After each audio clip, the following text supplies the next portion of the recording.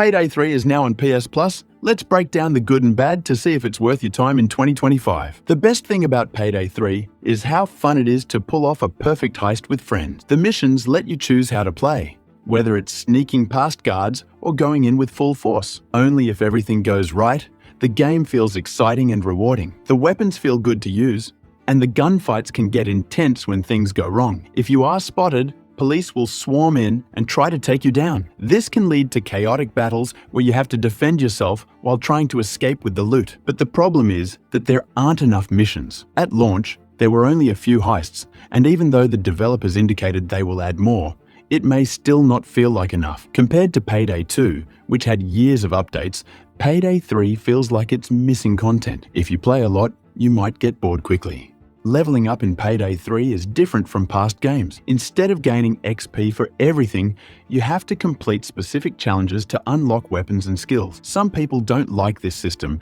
because it makes progression feel slow and forced. Gunplay and customization are good, but they also feel limited. Payday 2 had tons of weapons and upgrades, but Payday 3 still feels like it's catching up. If you are new to the series, you might not notice this, but longtime fans might find it disappointing.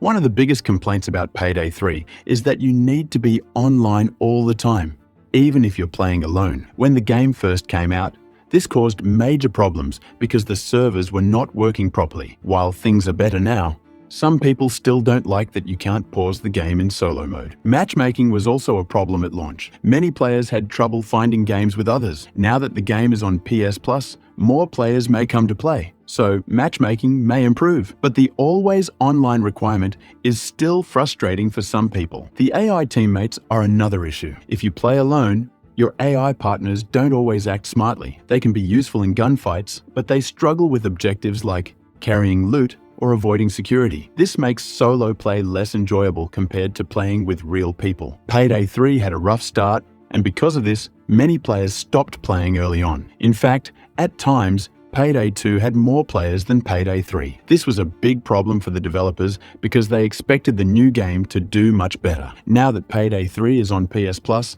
this could help bring the game back to life. One thing that Payday 3 does well is its presentation. The graphics look much better than Payday 2, with more detailed environments and improved lighting. Heists take place in a variety of locations, from banks to casinos, and the level of detail makes them feel alive. The sound design is also solid. The gunfire sounds powerful, and the police radio chatter adds to the intensity. The music ramps up during shootouts, making the action feel even more exciting. These details help create an immersive experience. So, is Payday 3 worth playing on PS Plus in 2025? If you're looking for a game that consistently evolves and offers fresh content, Payday 3 might not be your best bet in 2025. The lack of major updates, along with some performance issues and matchmaking frustrations, might leave you feeling a bit unsatisfied after a few sessions.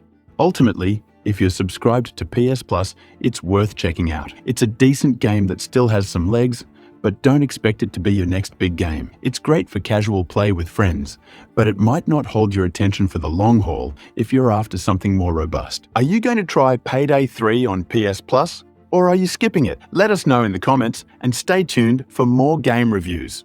Looking for another intense multiplayer shooter? Insurgency Sandstorm is one of the most realistic tactical FPS games out there. If you want to know if it's still worth playing in 2025, click the link on the screen to check out the full review. And don't forget to like and subscribe for more gaming reviews.